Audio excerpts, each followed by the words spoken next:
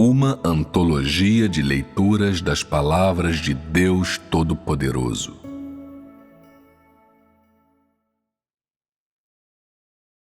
Interpretações dos mistérios das palavras de Deus para todo o universo. Capítulo 5.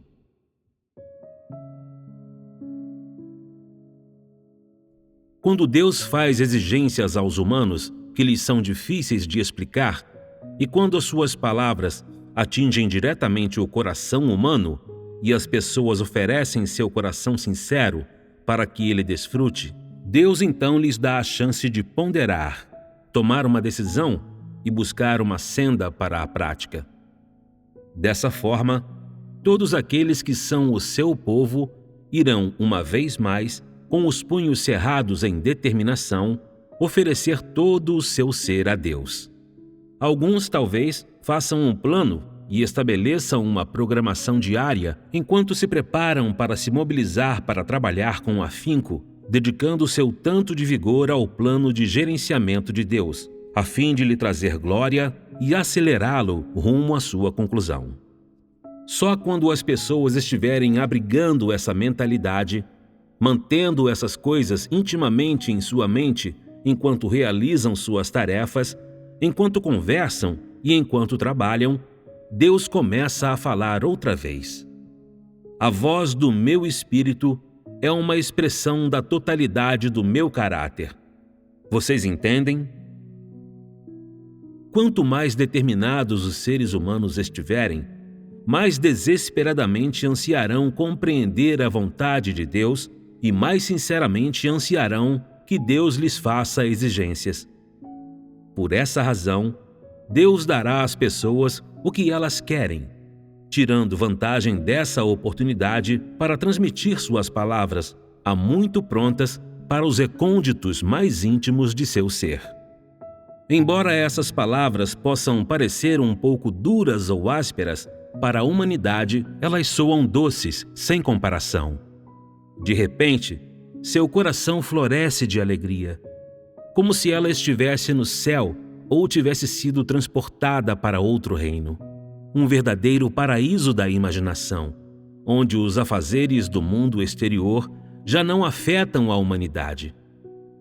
A fim de contornar a eventualidade de as pessoas, como tinham o hábito de fazer no passado, falarem de fora e agirem de fora, e assim deixarem de fixar raízes apropriadas, uma vez que o que as pessoas desejam em seu coração tiver sido alcançado, e além disso, uma vez que elas se preparem para ir trabalhar com entusiasmo apaixonante, Deus ainda adapta a sua maneira de falar à mentalidade delas, e sumariamente e sem hesitar, refuta todo o ardor e cerimônia religiosa que elas guardam em seu coração.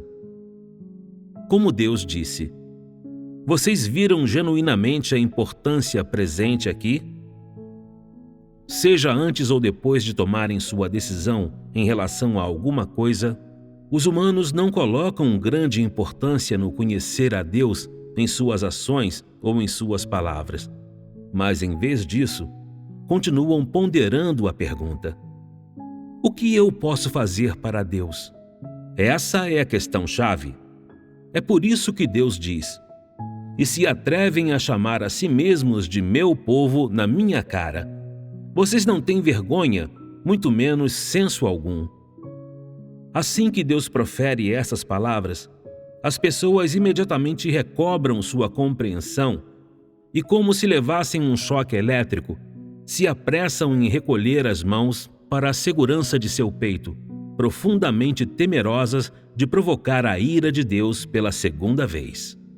Além disso, Deus também disse: mais cedo ou mais tarde, pessoas como vocês serão expulsas da minha casa. Não dê uma de velho soldado, presumindo que sustentou o testemunho de mim. Ao ouvir palavras como essas, as pessoas ficam ainda mais temerosas, como se tivessem avistado um leão. Elas sabem muito bem em seu coração.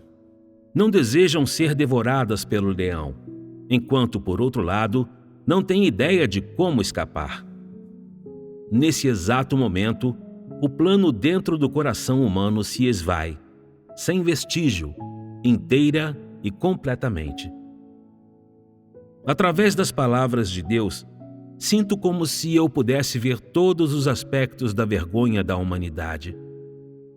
Cabeça abaixada e conduta servil, como um candidato reprovado no exame de admissão da faculdade, com os ideais tão elevados, a família feliz, o futuro brilhante e assim por diante, juntamente com as 4 modernizações até o ano 2000. Tudo transformado em mera conversa fiada, criando um cenário imaginário em um filme de ficção científica. Isso é para trocar elementos passivos por ativos, para fazer com que as pessoas, em meio à passividade delas, ergam-se à posição que Deus lhes designou. Excepcionalmente importante é o fato de que os seres humanos têm grande medo de perder esse título. Assim sendo, eles se apegam desesperadamente aos distintivos do próprio cargo, com grande receio de que alguém possa tentar tirá-los à força. Quando a humanidade está nesse estado de espírito, Deus não se preocupa se as pessoas se tornarão passivas. Então, de forma correspondente, Ele troca suas palavras de julgamento por palavras de interrogação. Não só Ele dá às pessoas uma chance de recuperar o fôlego, mas também lhes dá uma chance de pegar agora as aspirações que tiveram antes e organizá-las para referência futura. Qualquer coisa inadequada pode ser modificada. Isso é porque Deus ainda não começou a sua obra. Isso é um pouco de boa sorte em meio ao grande infortúnio. E, ademais, não as condena. Logo, permita-me continuar dando a Ele toda a minha devoção. Depois você não deve, por causa de seu medo, deixar de lado as palavras de Deus. Dê uma olhada para ver se Deus tem quaisquer novas exigências. Com certeza você descobrirá uma como esta. De agora em diante, em todas as coisas, você deve entrar na realidade da prática. Simplesmente tagarelar, como fez no passado, não ajudará mais. Aqui manifesta-se ainda a sabedoria de Deus. Deus sempre protegeu suas testemunhas, e quando a realidade das palavras do passado chegar à sua conclusão, ninguém, seja quem for, pode sondar o conhecimento da realidade da prática. Isso é o suficiente para provar a verdade do que Deus disse. Eu me comprometo a fazer a obra por mim mesmo.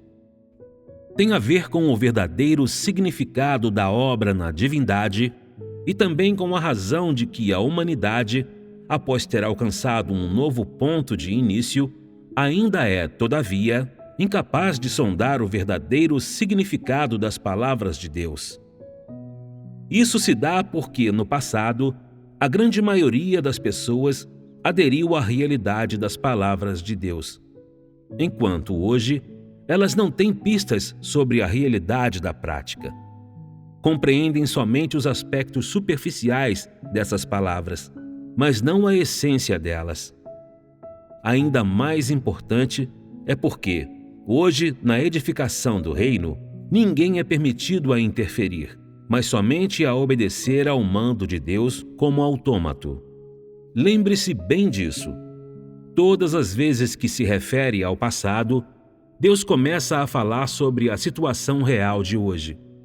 Essa é uma forma de falar que cria um contraste impressionante entre o que vem antes e o que vem depois, e por essa razão é capaz de alcançar frutos ainda melhores, permitindo que as pessoas justaponham o presente com o passado, evitando dessa forma confundir os dois. Essa é uma faceta da sabedoria de Deus, e o seu propósito é obter os frutos da obra. Depois disso, Deus mais uma vez revela a feiura da humanidade, a fim de que a humanidade nunca se esqueça de comer e beber de suas palavras todos os dias, e ainda mais importante, para que ela se conheça e tome isso como a lição da qual deve aprender todos os dias. Depois de proferir essas palavras, Deus terá alcançado os efeitos que eram seu propósito original. E assim, sem prestar mais atenção se a humanidade o entendeu ou não, ele repassa isso em algumas sentenças, pois a obra de Satanás não tem nada a ver com a humanidade. Dessa, a humanidade não tem ideia. Agora, deixando para trás o mundo do espírito, olhemos adiante em como Deus faz suas exigências à humanidade. Repousando em minha morada, eu observo de perto. Todas as pessoas da terra se alvoroçam, viajando ao redor do mundo e correndo para lá e para cá, tudo em prol de seu destino e seu futuro. Nenhuma única, porém, tem energia de sobra para edificar o meu reino, nem sequer o esforço necessário para tomar um fôlego. Após trocar essas convencionalidades com os humanos, Deus ainda não presta atenção neles, mas continua a falar a partir da perspectiva do Espírito, e através dessas palavras, revela as circunstâncias gerais da vida da raça humana em sua totalidade. É nítido perceber, a partir do viajando ao redor do mundo e do correndo para lá e para cá, que a vida humana é completamente desprovida de conteúdo. Não fosse pela salvação onipotente de Deus, e especialmente para aquelas pessoas que nasceram na grande e decadente família da linhagem imperial da China, as pessoas estariam ainda mais propensas a viver uma vida inteira em vão e ficariam melhor caindo no Hades e no inferno, em vez de vir ao mundo. Sob a dominação do grande dragão vermelho, elas, sem o saber, ofenderam a Deus e, portanto, natural e inconscientemente, caíram sob o castigo de Deus. Por essa razão, Deus pega tem resgatado e ingratos e os coloca em contraste uns com os outros, de modo que os seres humanos possam se conhecer mais claramente, criando a partir disso um contraste para sua graça salvadora. Isso não produz um resultado ainda mais eficaz? Claro, não é necessário eu ter que dizer de forma tão explícita que as pessoas podem, a partir do conteúdo das declarações de Deus, inferir um elemento de repreensão, um elemento de salvação e apelo e uma sutil insinuação de tristeza. Lendo essas palavras, as pessoas começam inconscientemente a se sentir angustiadas e não conseguem evitar derramar lágrimas. Porém, Deus não será restringido por causa de alguns sentimentos de tristeza. Tampouco Ele, por conta da corrupção da raça humana inteira, abandonará a sua obra de disciplinar o seu povo e fazer exigências dele. Por causa disso, seus tópicos tocam diretamente nas circunstâncias como as de hoje.